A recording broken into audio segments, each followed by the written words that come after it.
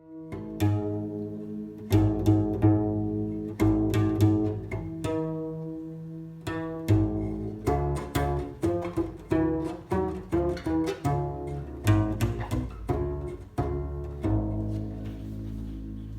everybody, welcome to episode 4 from Delgado Guitars. And today we're going to talk about string instruments. We're going to show you a few different types of string instruments. We're going to discuss maybe where those instruments come from. And then the benefit of being here in the United States is we're a melting pot. So we get to see a lot of those instruments the way that they were originally designed, even though they might be constructed here in the US. Or we can see maybe something that was influenced by that instrument and kind of the form that it's taken on. But here at Delgado Guitars, we make over 45 different types of string instruments. So we're just going to cover a few of the ones that we do here. There's not enough time to talk about all of the different instruments from around the world. But we're going to cover some of them here. And if they pique your interest, then you can research them and try to get some more information about it. Okay? So let's get started. This is an instrument from Mexico. It's called a requinto romantico. Quinto in Spanish means fifth. And if you were to put a capotrasto, or here in the United States we say capo, but the word is capotrasto. If you were to put a capo or a capo on the 5th fret of a guitar, that gives you the tuning for a requinto. Again, meaning fifth, so it's A to A instead of E to E. The chords, you can still play the same shapes.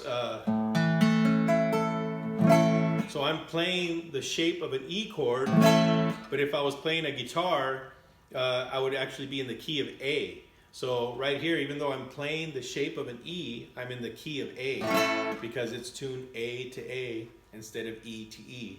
And maybe I should have said that like on a guitar, guitar is E, A, D, G, B, E. The requinto is A, D, G, C, E, A. So you can see the different tunings there. And this is a very popular instrument in Mexico for like trio music, which are 3-part vocal harmonies, usually 2 guitars and a requinto. And it plays kind of like the leads. And it's got a lot brighter, sharper sound.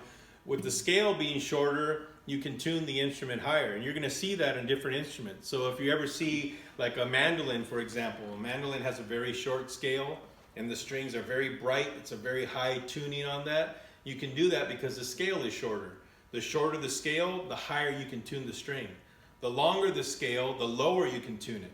So if it's a short instrument and you try to tune it way down, the strings are just going to flop. But if it's a big instrument like a double bass, like an upright bass, then you can tune that instrument low and there's still enough tension because of the length to get that tone that you want. So we're going to go from a requinto romantico from Mexico to another instrument from Mexico, which is a vihuela. The vihuela is an instrument used in mariachi music. And the vihuela is actually very much like a guitar without the low E string. So it's A, D, G, B, E. That's called an ascending and descending tuning. Listen to it. You hear it?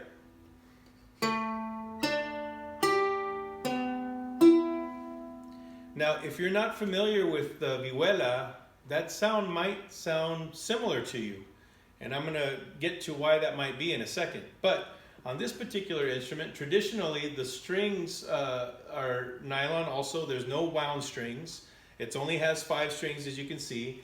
And instead of fret wire, nickel frets like you see on the other instruments, they would use a string to create the different frets. So if you look on the back there, you can see these are actually tied on. It's a little out of tune. Well, that's the other thing. With nylon strings, they tend to stretch a lot more.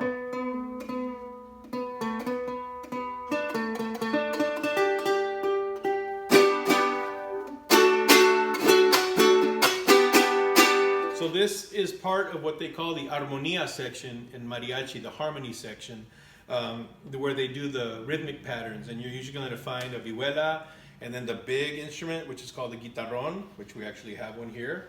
And I'll show you in a second to how this one sounds. Actually, you heard me tuning it at the beginning, so you got to see. This is the guitarrón.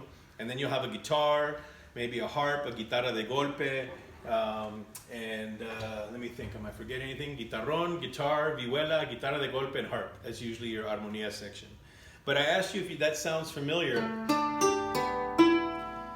Although this instrument was not influenced by the instrument I'm going to show you, they have a similar ascending and descending tuning.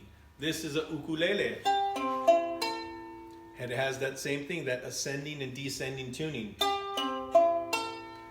Now, ukulele in Hawaii is an instrument that has a Portugal influence. That's where the instrument was basically kind of stemmed from.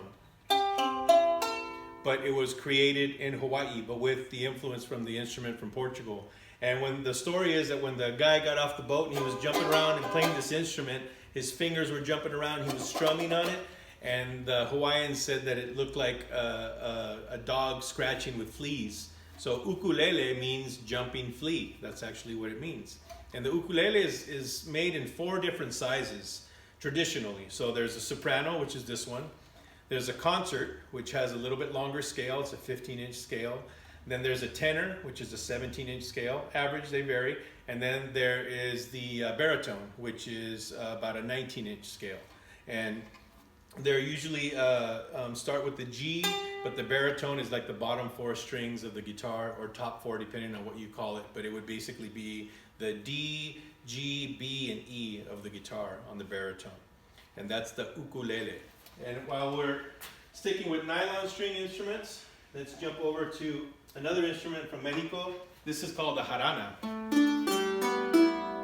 The jarana has a couple of different tunings. This one is tuned A, D, G, B, E, much like the vihuela, but some people started in a B. They have different alterations. This one has an octave string in the middle, this G.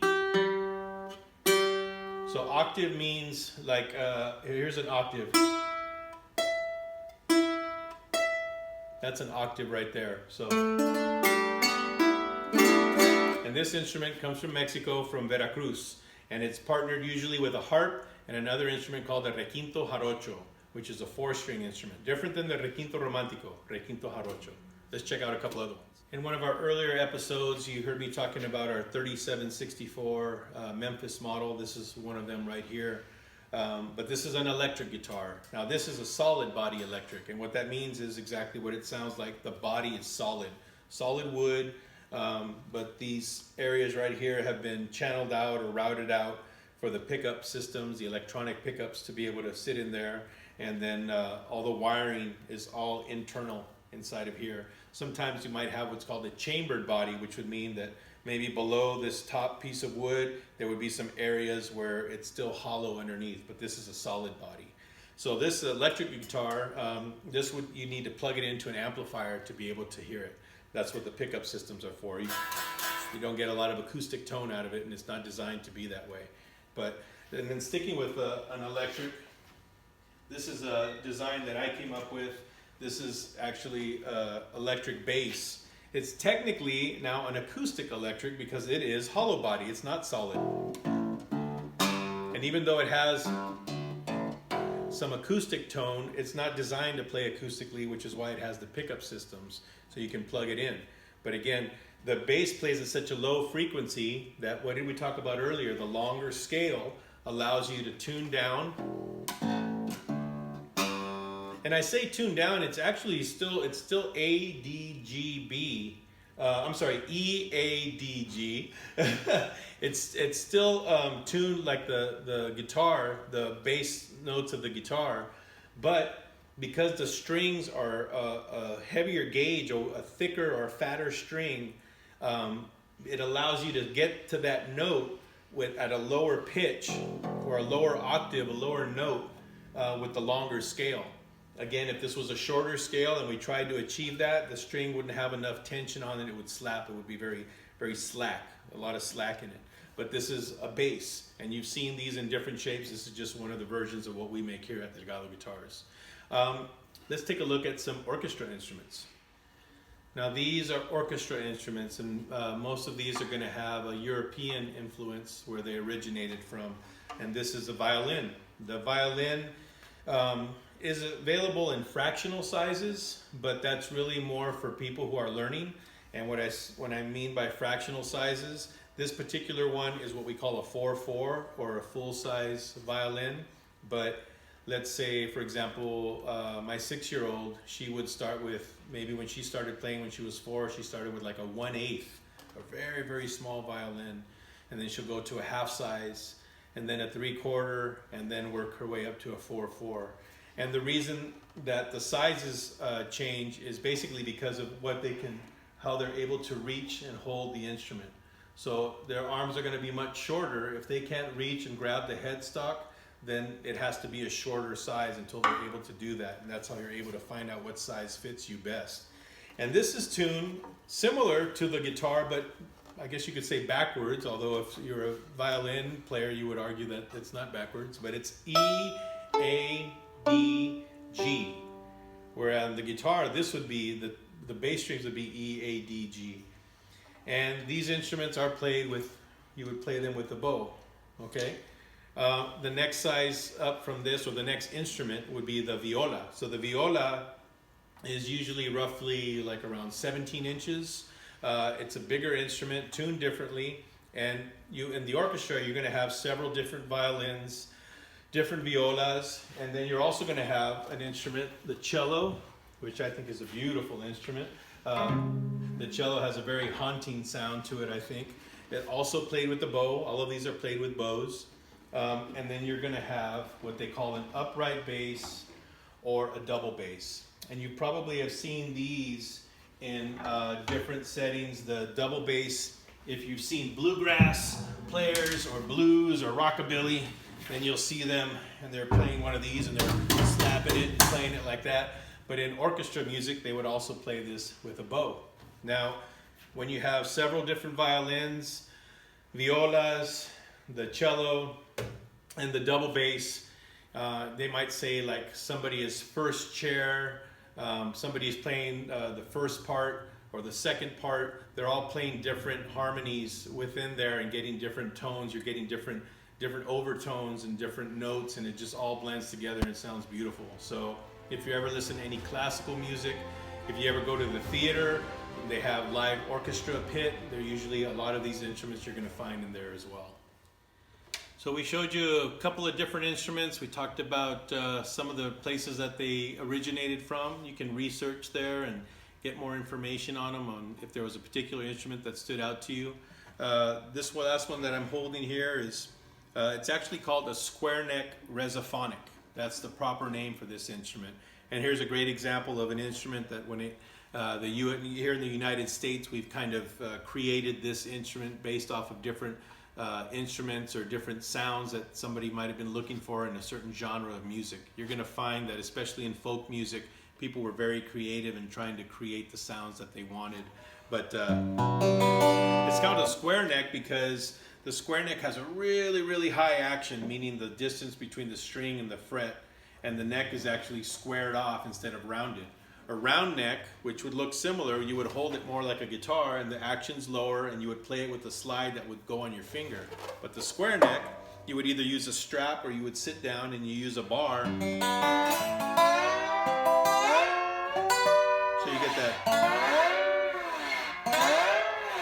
you get that sound out of it.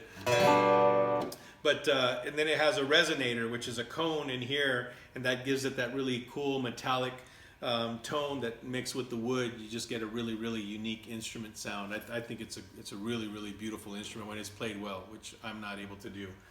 But the other thing I wanted to say is a lot of people will call them dobros. And I tell people dobro is the brand that made this instrument, I don't want to say it made it popular, but one of the more popular brands that got recognition earlier on. So I always tell people it's kind of like some people will say Q-tip instead of cotton swab, because Q-tip is the name of the company that everybody kind of associates with cotton swab. And that's kind of the way I look when you say a dobro. Dobro is actually the brand. But what the instrument is really called a Resophonic, or in this case, a square neck Resophonic. So anyways, I hope you've enjoyed learning a little bit about string instruments. There's so many more that we didn't cover. There's Irish bouzoukis and sit turns and octave mandolins and oh my gosh, there's so many. But this might have piqued your curiosity enough to maybe research and find out what other string instruments there are out there, where they came from, and how we've used them here in the U.S. and how they've influenced our sound and some of the different bands that you might like to listen to as well. You might even be interested to see if any of your favorite bands are using different instruments out of the norm to get the sound that they're kind of become popular for, or a song that you like. But check it out and stick with us. We're going to be bringing you another episode soon. And until then, thanks for tuning in. And as always, pray that God will bless everything you put your hands to. Thank you.